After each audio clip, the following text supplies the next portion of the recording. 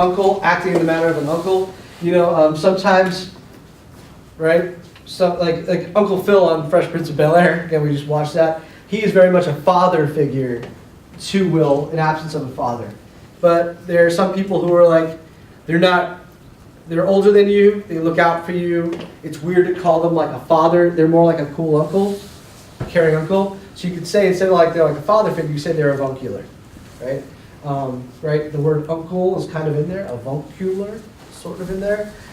There is no, English being a semi-sexist language, there is no feminine form of this. It's not no like avuncular, although I guess I just created that word, so you can use that if you want to. This is not in the dictionary yet. Should be. So again, avuncular is an adjective. It's of or relating to an uncle, acting in the manner of an uncle. Right? A caring teacher might be like that. Your uncle or aunt might be like this. Someone older who looks out for you. It's kind of cool, right?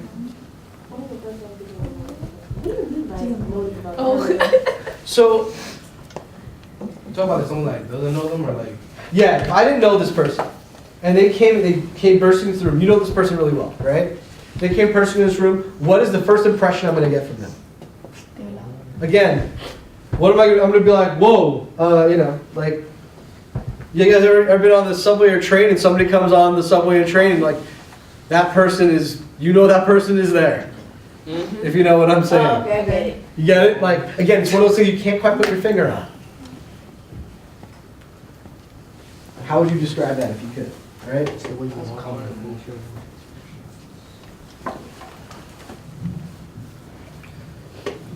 Take another minute. Okay. Yes? Does it have to be like, it could be like a friend or something? Like a Yeah. Just, I mean, it's not relative, but it could be just someone close to you. Absolutely. Relatives are just usually kind of like the easier ones because you're around them most of your lives for the most part.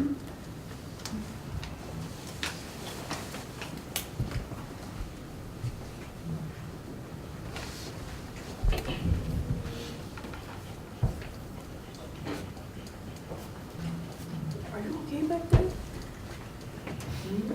Everybody all right? All right. So, Shamila, did you want to start? Sure. Yeah. I don't really know how to say this, but like, say like, so if a person walks in and they're like say somebody's in the way or something, and they'll be like, oh, move, instead of saying excuse me, you can tell that they're like a rude person, and like, yeah, they're not.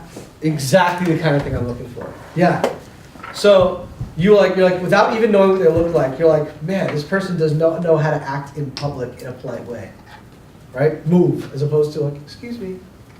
Right? These are two very, very, very different ways of approaching life and approaching relationships with people. Right? Like, a lot of people are scared of New Yorkers because we all seem like the type to be like, move at my pace, get out of the way, tourist. Right? Watch out. You have Yeah. too slow. What else? Yeah. Brad or the Michael. Not here, right? But in DR, right? Yeah. I got an uncle that's like really annoying and like perverted, right? Like yeah, there's a. Wait. Alright, let's go. Yeah, go for I it. don't think you should be sharing this information. No, it's cool. Fuck with it. It's cool, it's cool. Alright, so like if we driving right, or there's a cute girl in the room, he's gonna let her know. Uh-huh. And like they don't respond. Like he gets, Driving in the room. you know, Yeah. he's like 30 with like no girlfriend, so it's kind of like, why are you still trying? He's gonna stay that way. He'll just be like whistle, or he'll be like, oh, we fucking know. He'll be like, oh yeah, mommy, and they don't respond. So Yeah. he gonna keep trying and he gonna keep failing. Right. He has no filter, no chill. And I don't think there's been a relationship. Wow. Yeah. Well, it doesn't sound very charming, right? Yeah. You would think he would have learned by now. Yeah. Maybe this doesn't work. Yeah. Maybe this approach doesn't work. Yeah. It doesn't. Again, two great examples. Michael. I have a cousin, his name is Joshua. Yeah. So everywhere we walk, he's always like serious and stuff like that. People are not, I'm always telling my friends, oh, go talk to him. And they're like, nah, bro, he looks mean. Yeah. Some people, you ever see somebody and like you just look like they don't want to like interact with you. Yeah. And then like you end up getting to another person, that person's like ends up being kind of awesome, and you're like, man, you got to do something about your face because you look scary as hell, and I don't want to talk to you, right? It happens sometimes. I've been guilty of that myself. Yeah, Daniel. People say I don't know, not always. Yeah. My mother, Yeah. she has like a mean mug where she doesn't need to have a mean A mug. bug? Yeah. So it's the same thing. Thing where she looks scary. Like, it's not even that she looks scary, she looks like she has a problem with everyone. Uh-huh. Like, one time, she told me she was on the train, like by herself, she never takes the train, but the first time she was on the train, she also has a looking problem, Oh, so she'll like stare at people. so that's even worse. So she was staring at these two ghetto girls. Yeah. I'm pretty sure they were gay, I'm not sure. Okay. And they were like, they were colored or whatever, I don't know Okay. what they were. But then one of them like tried to press her. They was like, "Oh, why are you looking at me?" And then my sister was just like, "Oh no, she didn't mean anything." And like it was just mad dumb until like some big strong guy came out and was like, "Hey, stop that." All right. So again, this is the exact kind of stuff I'm talking about. Any other examples? These are great, by the way. These are really good. Yeah, Bianca. Like my cousin, Yeah. he's very observant. So like he would tell me things that I didn't notice that he would notice because he's just like he doesn't speak. But like if you actually get to know him, he could like talk for hours. But I was just like, you gotta calm down. Absolutely. Yeah, he's very observant. Like Absolutely. Yeah, Lewis, and then back to Michael. My brother, What's that? my brother, Okay. at home, he acts like mad silly and stuff. Yeah, what does that mean? He plays around a lot. Okay. So he walks into a room and just like what, flips over a chair, like let's go. No. He did like bothers me. Like, he bothers me like boom, boom, boom. So he's got to like touch it annoying constantly. Yeah, but when we All outside, right. he's All like right. Real quick, Michael. Oh, whenever my mom's like screaming at me, my father just walks out. I'm guessing. You tell my mom. So you can tell people like to avoid confrontation, right? Yeah. All right, real quick before we get So, there. my mom, like, I be trying to be nice to her. Like, I be like, oh, how was your day, blah, blah, blah. And then right away she's like, oh, what do you want? I'm like, Yeah, you don't trust people being nice to you. Like if they're being nice to you, they want something from you. So yeah, these are really good things I want you to think about. Good. One time, my cousin's uncle, Yeah. my cousin came from like the Bahamas or whatever, Sure. and like her uncle threw out the whole like suitcase outside, and so when he went down to get it, it was gone. Yeah. He sold it, so all her clothes are gone. So she's that naive. No, What is that? no, my uncle. Your uncle? My cousin's uncle. Cousin's uncle. So he was that like He's naive. not right, but you know, he's not bright. I remember a couple of years ago, I had a student, and it was this dude now, and he was talking about his aunt. He was like, my aunt is like the most gullible person on the planet. Like any person who's homeless who has a sign where they have a story that's obviously fake, she'll like totally believe it and give them money. And it's like, this guy is lying. This guy has had this for like years. Like this guy has lost his job last month for like 10 years now, right? You know what I mean? Like this is, you gotta stop believing these people. And she just like, and it's like she's very nice, but to a fault. My mom always tells me. All right, we're gonna move on. All right, let's go. Shh.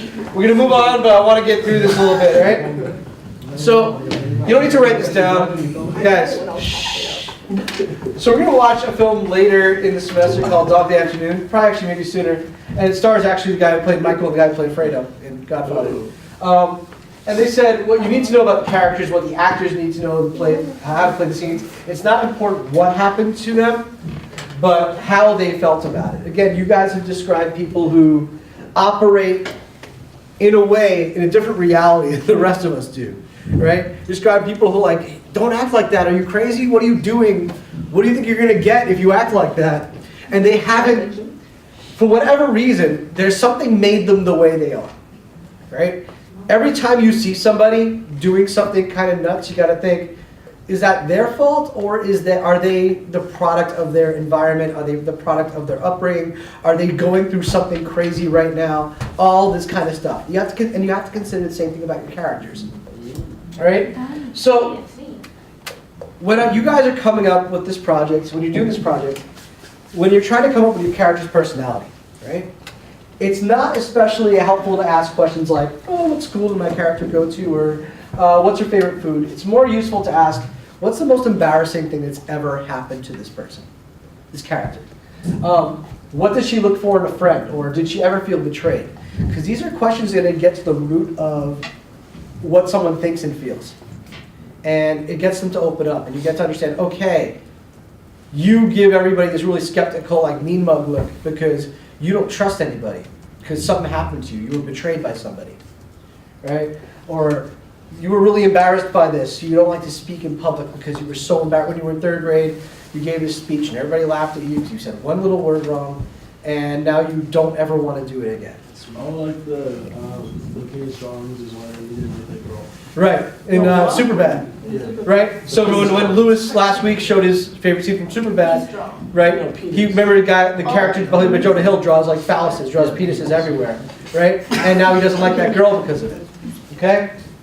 So the point is, you want to find things that shape your character's personality, the things that influence your character's views, feelings, and behavior. And in this process, I don't want to get you guys in your bag, as you kids say. In your bag, that ass. But right? But what I do want you to do is kind of in this process, think about why you are the way you are. Like, okay, why do I act like that? Oh, it's because this happened.